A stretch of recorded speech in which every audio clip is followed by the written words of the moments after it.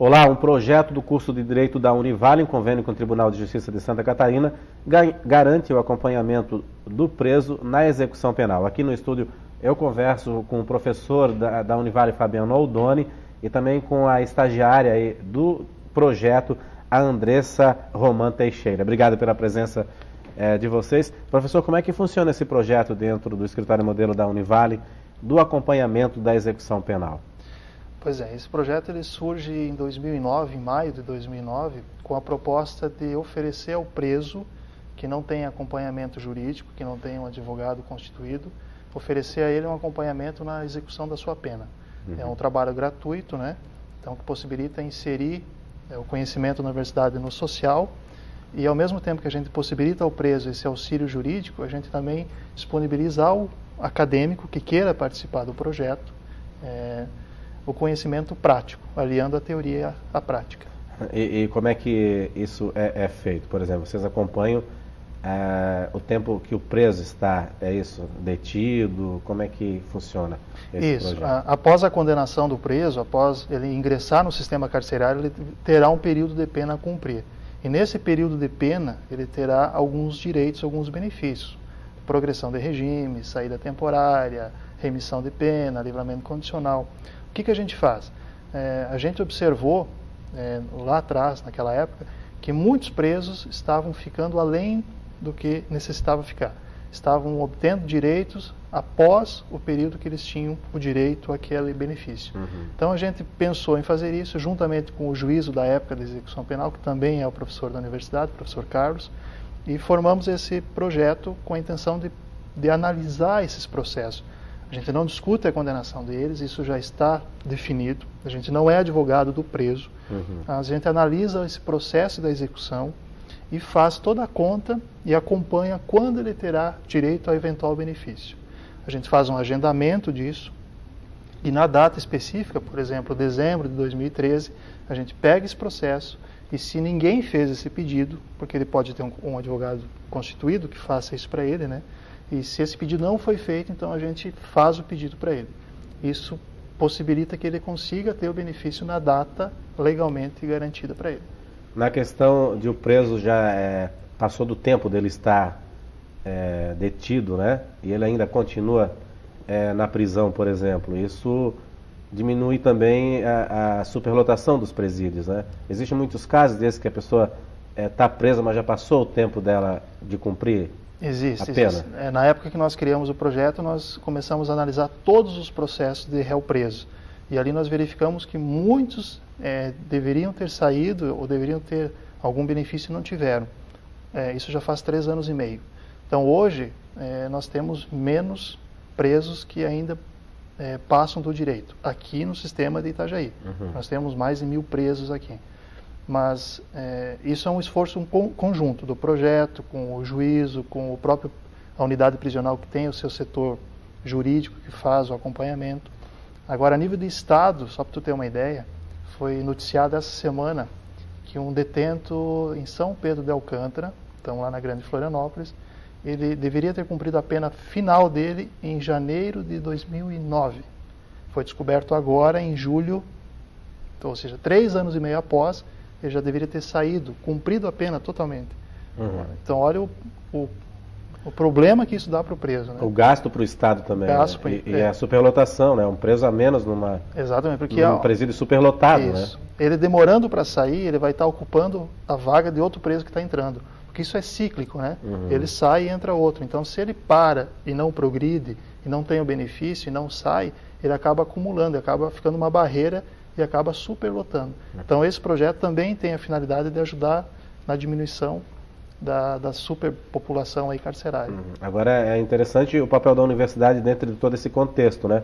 Para você, Andressa, que é aluna do curso de Direito, como é que é estar envolvida num projeto desse para a tua capacitação profissional no futuro? Eu acho o projeto muito interessante, principalmente pelo que já foi falado, aliar a teoria à prática. Então, aquilo que a gente vê, às vezes, dentro da sala de aula é algo mais abstrato. E quando a gente pega o processo, analisa... então, nos primeiros dias que eu cheguei lá, eu não sabia nem o que fazer com o processo, não sabe nem por onde começar. e depois quando tu já começa a ir mais vezes, tu já começa a saber o que tu tem que procurar, o que tu tem que fazer lá no projeto, qual é o objetivo do projeto, e com isso pegar o processo e já saber as informações que tem que ser coletadas naquele momento, né? E conhecer a realidade do sistema prisional ainda como estudante é interessante para depois no exercício da advocacia, né? Com certeza. Já saber qual é a demanda, o que precisa, por exemplo, tudo que a gente trabalha lá, qual é a progressão, quanto que precisa, qual é a porcentagem da pena que ele precisa para estar progredindo, a saída temporária. Então, tudo isso já sabendo, já trabalhando dentro da faculdade, fazendo a prática dentro da faculdade, depois que tu sai, já está formada, o trabalho já passa a ser muito mais fácil do que quando tu só tem a teoria. É um grande campo de trabalho, professor? É o direito criminal, por exemplo, para uma pessoa como a Andressa, que vai sair da universidade daqui a pouco? Ele é um campo que ele te dá um retorno financeiro mais rápido que as demais, né? Juntamente com o trabalhista, ele te dá um retorno financeiro. Mas juntamente com isso, ele te dá uma responsabilidade muito maior, porque você está lidando com a liberdade do preso, de alguém que está ali. Então é diferente você trabalhar no direito criminal com o direito civil, onde você analisa questões contratuais, você lida com o financeiro muitas vezes. O direito criminal não, você analisa com o ser, com a pessoa. Então isso exige do advogado criminalista um feeling maior, assim, ele tem que ultrapassar a questão do processo, ele tem que ver que atrás daquilo tem um ser humano e atrás daquele ser humano tem toda uma família. Toda uma história também. Né? A gente visualiza isso no projeto, que muitos familiares vêm até nós para querer saber como é que está, porque eles não têm acesso ao preso muitas vezes, porque as visitas são limitadas. Então eles nos utilizam como um instrumento para poder chegar até o preso. Como é que está, quando é que vai sair, o que a gente pode fazer, o que a gente não pode.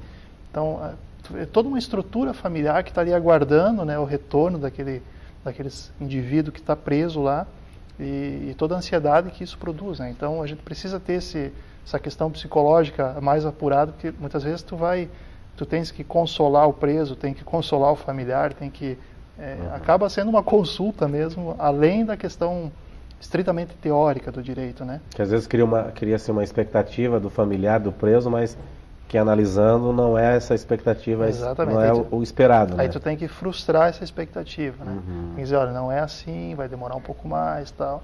E sabe que todo preso que está preso quer sair. Sim. Se não é pela porta da frente, é pela porta dos fundos, né? Mas a maioria pretende sair cumprindo o que realmente precisa cumprir. E aí precisa ter paciência e bom comportamento lá dentro para poder alcançar esse objetivo. Existe algum processo que te chamou a atenção, assim, Andressa? De não estar só lidando com o papel, com o processo? É justamente por eu trabalhar, fazer parte do projeto, também fazer estágio na vara de execuções penais. Normalmente os que chamam mais atenção é aquele que a gente faz a petição, porque a gente vê mais, analisa todas as informações de novo para saber se realmente está na data de fazer a petição e acaba chamando mais atenção. E foi muito legal o dia que eu peguei uma petição, fiz a petição e daí depois vi a petição sendo juntada no processo, né? E depois eu vi o apenado que conseguiu a progressão ao regime aberto e trouxe os documentos, então, que às vezes são necessários para estar, às vezes, comprovante de residência, outros comprovantes, né? Então foi muito legal, assim, de eu ver que o que a gente está fazendo lá no grupo surte efeito. Então ele progride realmente, é deferido as petições que a gente faz lá no grupo e depois vê lá no estágio, então que ele já está cumprindo aberto, pode de repente tá voltando à sociedade e está tentando realmente começar a fazer a vida dele lá fora, né, passando pelo que ele já passou lá dentro. Voltando à residência, voltando ao seio familiar. Isso. Né? Então, isso eu acho legal, assim, ver que realmente dá resultado. O que a gente faz lá dentro surte efeito e o apenado ele pode sair, pode tentar recomeçar a vida dele. Né? Professor, desde 2009, quando começou o projeto, existem números aí, quantos presos, quantos apenados aí já foram beneficiados com esse projeto? Então, nesses 3 anos e meio, a gente tem um acompanhamento de 750 processos, aproximadamente, PECs, né? Então, nós temos uma demanda aí, porque tem mais de 1.000 presos aí, que ainda faltam alguns processos para a gente conseguir analisar todos que estão aí. É um número bastante alto, né? 1.000 presos, né? 1.000 presos. Em razão da abertura da unidade prisional da Canhanduba, no complexo penitenciário, então houve o fechamento da unidade prisional de Balneário Camboriú e com isso houve uma demanda de presos que vieram para cá. Então aí mais de 300, 400 presos vieram para cá, questão de 30, 40 dias. Então a gente está correndo atrás para ver se consegue agilizar isso daí.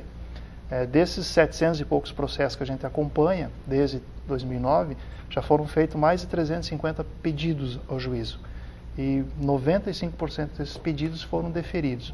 Então nós temos aí pedidos que são feitos e benefícios que são concedidos, o que demonstra que a gente está no caminho certo.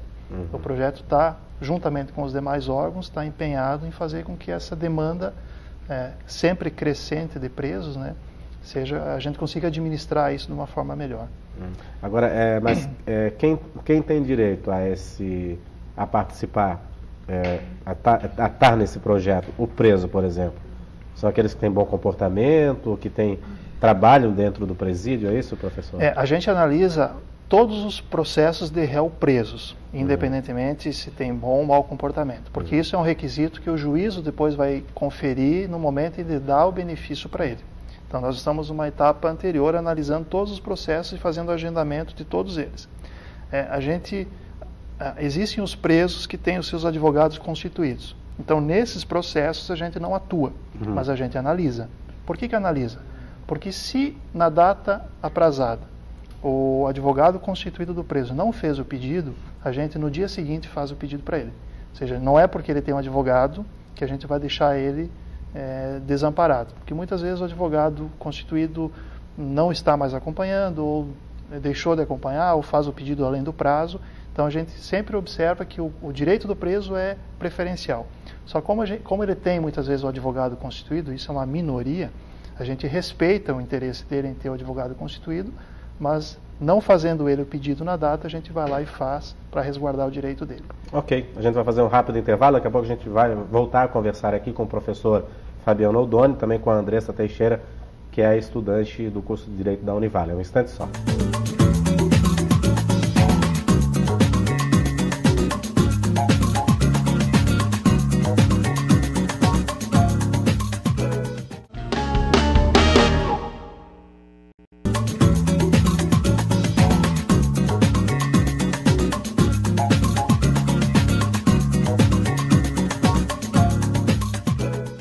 Olá, o Painel Univale está de volta. Hoje eu converso aqui no estúdio com o professor Fabiano Oldoni, do curso de Direito da Univale, e também com a Andressa Roman Teixeira, que é estudante do curso de Direito da Univale, sobre o projeto aí de assistência aos presos, projeto de execução penal aqui da comarca de Itajaí. Professor, a gente já falou bastante sobre o projeto e como funciona, né? Mas quando o preso tem benefícios, por exemplo? Quando que o preso tem o benefício de remissão de pena, por exemplo? Pois é, a remissão de pena ela pode ser dada tanto pelo trabalho como pelo estudo. Tá? Então, o trabalho, a cada 3 dias trabalhado, ele tem direito a 1 dia de remissão de pena. Então, trabalhando 3 dias, ele diminui 1 dia no cumprimento da sua pena. E o trabalho também. Aí tem a diferenciação de de estudo à distância, que se eu não me engano são 12 horas de estudo, não estou lembrado agora, acho que é 12 horas de estudo a cada 1 hora de remissão. Esse trabalho pode ser feito internamente na unidade prisional, aquelas unidades que oferecem o trabalho, e pode ser feito também em trabalho externo, que aí o requisito aqui pelo menos na comarca de Itajaí, são os presos no semiaberto, que têm um bom comportamento, que tenham no mínimo 2 saídas temporárias, cumprido mais 1/6 da pena, eles podem trabalhar externamente e retornar na unidade prisional para dormir. Então isso também conta como pena cumprida pela remissão. O que seria um trabalho ideal dentro do presídio, por exemplo? O trabalho ideal dentro do presídio é aquele trabalho que o qualifica profissionalmente. Tá? Não interessa a área que for. Nós temos aqui, com a nova unidade prisional aqui em Itajaí, o complexo penitenciário da Canhanduba, né, do Vale do Itajaí, está tentando se implantar esses trabalhos. Ainda não há o juízo da execução, ainda está tentando fazer acordos, convênios para instalações de empresas, não na área interna, mas na área próxima, para que esses presos possam ser qualificados e com isso ter uma renda também, porque eles têm o direito de ter uma renda pelo trabalho que eles vão executar, porque a empresa também vai ter a mão de obra né, um pouco mais barata e vai ter a mão de obra daquele preso. Então isso vai facilitar também a saída do preso. Notícias que vêm da imprensa de que o Estado de Santa Catarina está pensando em utilizar a mão de obra de presos na manutenção de estradas de rodovias catarinenses. Então isso é uma outra ideia também, né? Mas isso tudo ainda precisa ser implantado. Então é interessante esse projeto, né? Que dá um benefício ao preso de poder se qualificar lá dentro do... Sim. Que existe o trabalho onde o preso simplesmente pratica atividades internas de limpeza, manutenção, tá? Que isso não traz nenhum benefício para ele, a não ser a remissão da pena. O benefício mesmo para o preso é um trabalho que o qualifique, seja em panificação, seja como houve agora cursos aqui de solda. Então são trabalhos que ele, quando sair, ele vai conseguir ter aquele aprendizado e com aquilo apresentar-se para uma empresa e, olha, eu tenho essa qualificação. Ter essa nova chance, né? Ter essa nova chance. Situações muitas vezes que ele não tem enquanto em liberdade, né? Que o Estado não consegue alcançar ele enquanto liberdade, mas tem agora que está recluso a oportunidade de dar essa possibilidade para ele. Já existem estudos aí que da diminuição aí da recidência? Tem. Nós temos, de violência, por exemplo? Nas unidades prisionais, nas comarcas onde esses presídios oferecem um trabalho de qualificação, a reincidência é menor. Um exemplo aqui no estado é a penitenciária de Joinville. Ela é um exemplo em razão das atividades profissionalizantes que ela oferece. Lá o índice de reincidência lá é muito menor. Ela gira de 15% a 20%. Enquanto que nas outras unidades prisionais, por exemplo, aqui em Itajaí, nós temos reincidência beirando a 60%, 70%. Então, olha a diferença que dá, né, do recluso que entra no sistema carcerário, como o de Itajaí e como o de Joinville. É um trabalho bastante sério que é feito, né? Exatamente. E tem uma consequência para toda a sociedade, né? Porque queira ou não queira, a gente imagina que esse cara está preso, ele não incomoda mais. Mas ele está preso por um tempo, ele vai retornar. E muitas vezes ele retorna pior do que entrou.